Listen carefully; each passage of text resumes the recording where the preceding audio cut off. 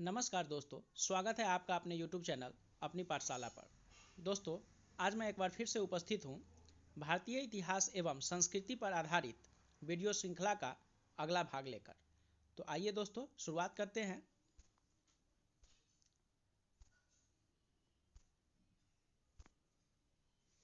आज का पहला क्वेश्चन है, असहयोग आंदोलन शुरू करते समय भारत का वायसराय कौन था? तो इसका उत्तर है दोस्तों लॉर्ड चेम्सफोर्ड। Lord Chelmsford. असहयोग आंदोलन जिस समय शुरू हुआ था उस समय जो भारत के वायसराय थे वो थे लॉर्ड चेम्सफोर्ड। अब हम लोग असहयोग आंदोलन के बारे में कुछ विस्तार से जानने का प्रयास करते हैं। असहयोग आंदोलन महात्मा गांधी के नेतृत्व में चलाए जाने वाला यह प्रथम जन आंदोलन था। इसमें असहयोग की नीति प्रमुखता से अपनाई गई। इस आंदोलन का व्यापक जन आधार था। शहरी क्षेत्र में मध्यम वर्ग तथा ग्रामीण क्षेत्र में किसानों और आदिवासियों का इसे व्यापक समर्थन मिला। इसमें श्रमिक वर्ग की भी भागीदारी थी। इस प्रकार यह प्रथम जन आंदोलन बन गया। 1915 से 18 के प्रथम विश्व युद्ध के दौरान अंग्रेजों ने प्रेस पर प्रतिबंध लगा दिया था और बिना जांच के कारावास की अनुमति दे दी थी। अब सर सिडनी रॉलेट की अध्यक्षता वाली एक समिति की संस्तुतियों के आधार पर इन कठोर उपायों को जारी रखा गया। इसके जवाब में गांधी जी ने देश भर में इस अधिनियम यानी रॉलेट एक्ट, जिसे काला कानून भी कहा गया, के खिलाफ एक अभियान चलाया। उत्तरी और पश्चिमी भारत के कस्बों में चारों तरफ बंद के समर्थन में दुकानों और स्कूलों के बंद होने के कारण जीवन लगभग ठहर सा गया था। पंजाब में विशेष रूप से कड़ा विरोध हुआ, जहां के बहुत से लोगों ने युद्ध में अंग्रेजों के पक्ष में सेवा की थी और अब अपनी सेवा के बदले वे इनाम की उपेक्षा कर रहे थे। लेकिन उन्हें इस जगह पर रॉलेट एक्ट जैसा काला कानून दे दिया गया। पंजाब जाते समय गांधी जी को कैद कर लिया गया। स्थानीय कांग्रेस जनों को गिरफ्तार कर लिया गया था। प्रांत की यह स्थिति धीरे धीरे और तनावपूर्ण हो गई तथा 13 अप्रैल 1919 में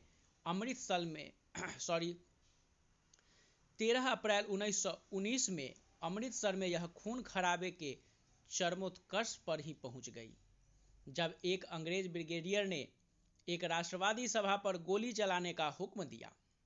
जलियांवाला बाग हत्याकांड के नाम से जाने गए इस हत्याकांड में लगभग 1200 लोग मारे गए और 1600 से 1700 लोग घायल हुए थे। अब हम लोग देखते हैं असहयोग आंदोलन का प्रारंभ कैसे हुआ।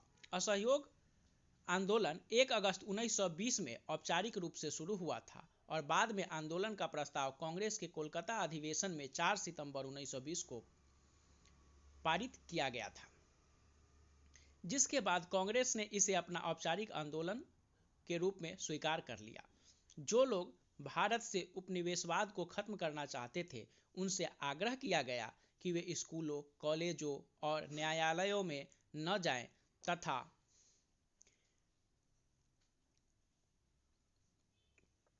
कर न चुकाएं।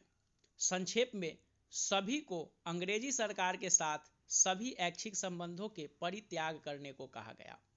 गांधी जी ने कहा कि यदि असहयोग का ठीक ढंग से पालन किया जाए तो भारत 1 वर्ष के भीतर स्वराज प्राप्त कर लेगा। अपने संघर्ष का और विस्तार करते हुए उन्होंने खिलाफत आंदोलन के साथ भी हाथ मिला लिया, जो हाल ही में तुर्की शासक कमाल अतातुर्क द्वारा समाप्त किए गए सर्व इस्लामवाद के प्रतीक खलीफा की पुनर्स्थापना की मांग कर रहा था। गांधी जी ने यह आशा की थी कि असहयोग को खिलाफत के साथ मिलाने से भारत के 2 प्रमुख समुदाय हिंदू और मुसलमान मिलकर औपनिवेशिक शासन का अंत कर देंगे।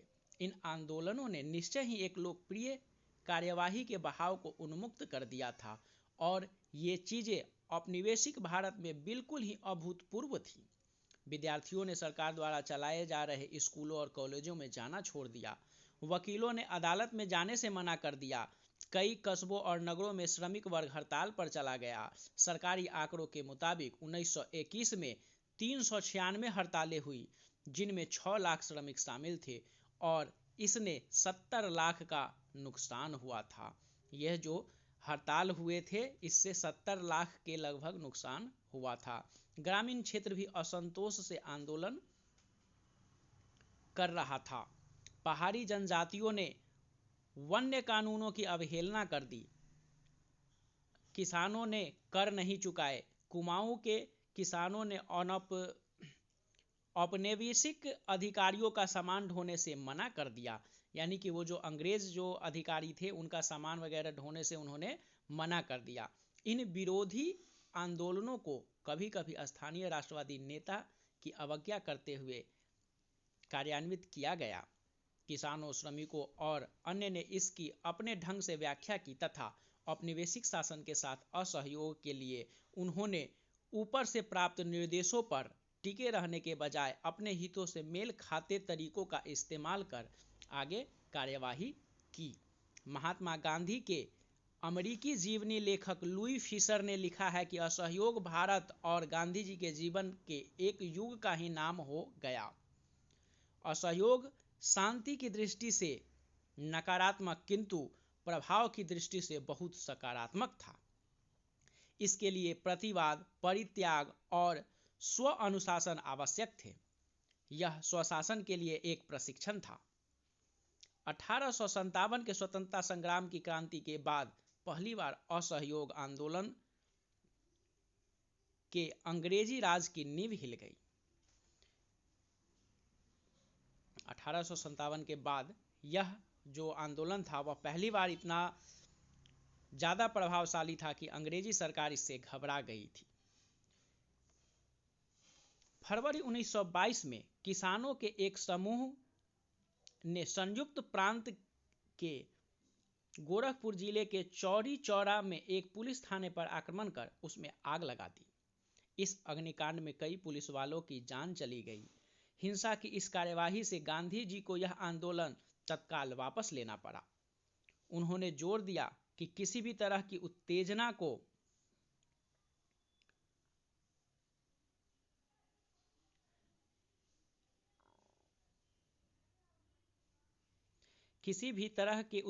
को निहत्था और एक तरह से भी भीड़ की दया पर निर्भर व्यक्तियों की घृणित हत्या के आधार पर उचित नहीं ठहराया जा सकता है। गांधी जी को मार्च 1922 में राजद्रोह के आरोप में गिरफ्तार कर लिया गया। उन पर जांच की कार्यवाही की अध्यक्षता करने वाले जज जस्टिस C.M. ब्रूमफील्ड ने उन्हें सजा सुनाते समय एक महत्वपूर्ण भाषण दिया। जज ने टिप्पणी की कि इस तथ्य को नकारना असंभव होगा कि मैंने आज तक जिनकी जांच की है अथवा करूंगा, आप उनसे भिन्न श्रेणी के हैं। इस तथ्य को नकारना असंभव होगा कि आपके लाखों देशवासियों की दृष्टि में आप एक महान देशभक्त और नेता हैं। यहाँ तक कि राजनीति में जो लोग आपसे भिन्न मत रखते हैं, वे भी आपको उच्च आदर्शों और पवित्र जीवन वाले व्यक्ति के रूप में देखते हैं।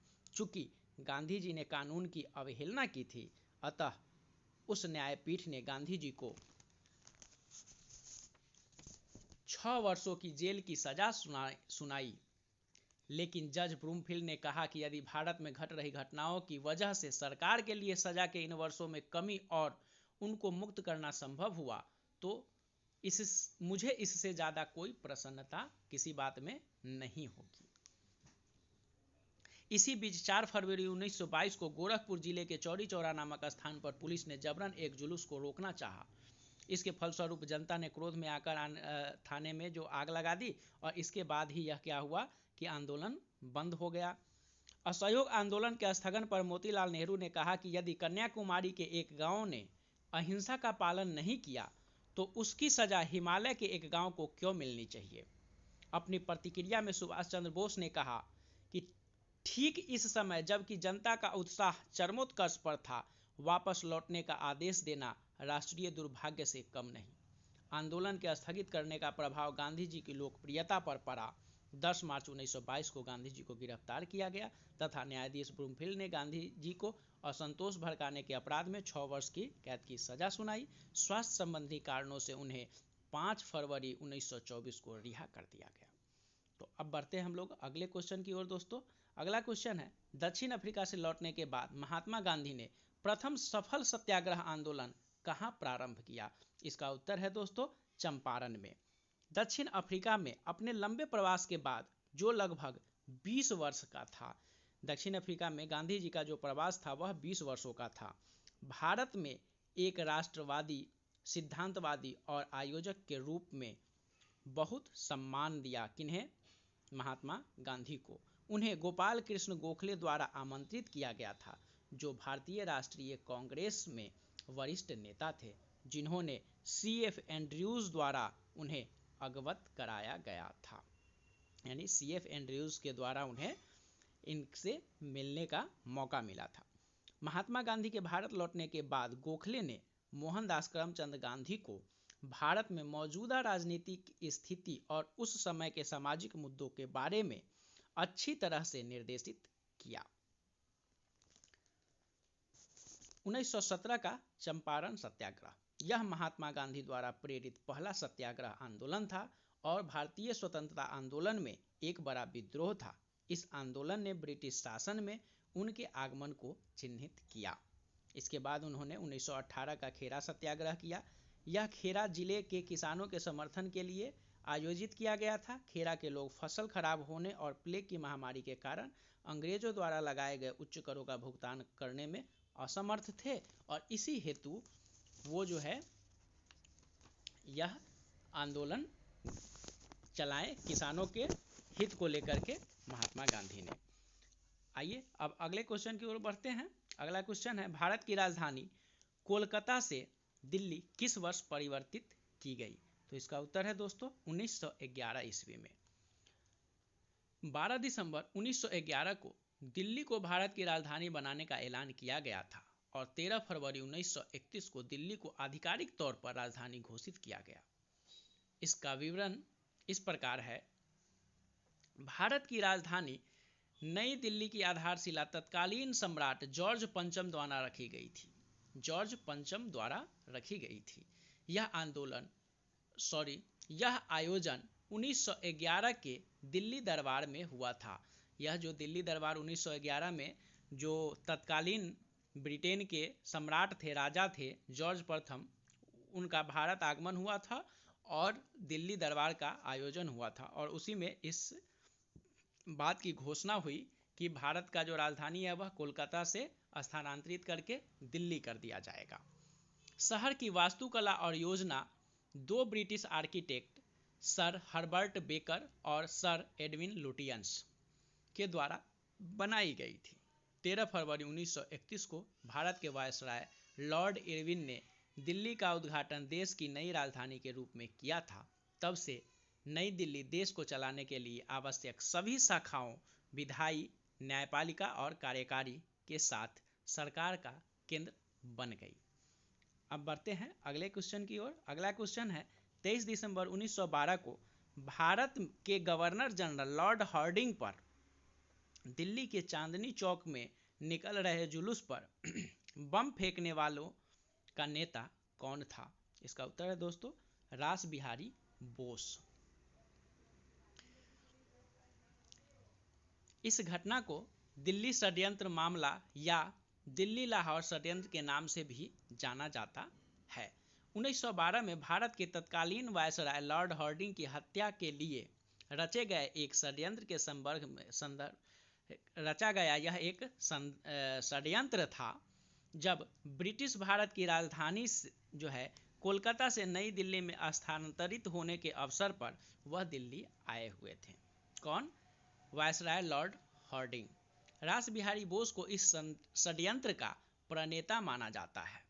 लॉर्ड हार्डिंग पर 23 दिसंबर 1912 को चांदनी चौक में एक जुलूस के दौरान बम फेंका गया था, जिसमें वह बुरी तरह घायल हो गए।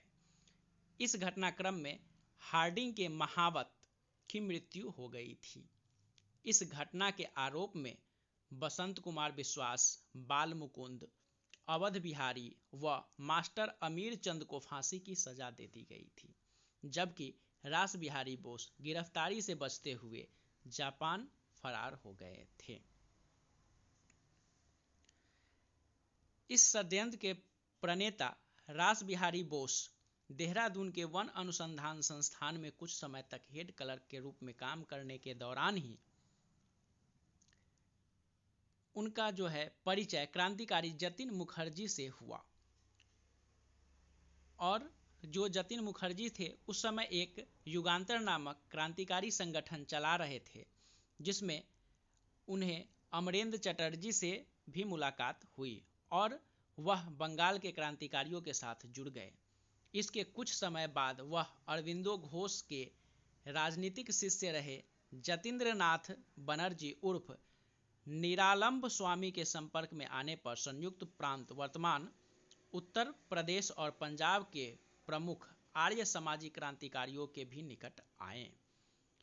दिल्ली में जॉर्ज पंचम के 12 दिसंबर 1911 को होने वाली दिल्ली दरबार के बाद वायसराय लॉर्ड हार्डिंग की दिल्ली में सवारी निकाली जा रही थी। इस शोभा यात्रा की सुरक्षा में अंग्रेजों ने कोई भी कसर नहीं छोड़ी थी। सादे कपड़ों में सीआईडी के कई आदमी यात्रा से हफ्तों पहले ही पूरी दिल्ली में फैल गए थे। यात्रा वाले दिन भी सुरक्षा इंतजाम सख्त थे। 2 सुपरिटेंडेंट, 2 डिप्टी सुपरिटेंडेंट, 5 सार्जेंट और 65 हेड कांस्टेबल और 34 माउंटेड कांस्टेबल सुरक्षा पंक्ति में लगे हुए थे। इनके अतिरिक्त 11th लैंसर्स की पूरी कंपनी को भी तैनात किया गया था।